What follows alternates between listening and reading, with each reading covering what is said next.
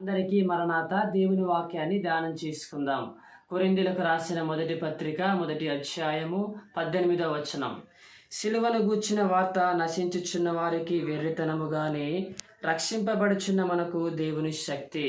ప్రియమైనటువంటి దేవుని సహోదరులారా, ఈ రోజున మనము ఆలోచన చేయగలిగితే ఈ ప్రపంచమంతా సిలువను చిన్న చూపుగా చూస్తూ ఉంది. కొందరికి సిలువను గూర్చిన వార్త వెర్రితనముగా, మూర్ఖత్వముగా కనిపిస్తూ ఉంది. కానీ బైబిల్ గ్రంథము చెప్పేటువంటి మాట, రక్షణ పొందుతున్న మనకు అది దేవుని శక్తి. యేసుక్రీస్తు సిలువలో మరణించింది మన పాపాలను క్షమించడానికి, మనకు క్రొత్త జీవితాన్ని ఇవ్వడానికి. అందుకని సిలువ సాధారణమైన గుర్తు కాదు. అది మనకు దేవుని ప్రేమ, దేవుని శక్తి, దేవుని రక్షణ.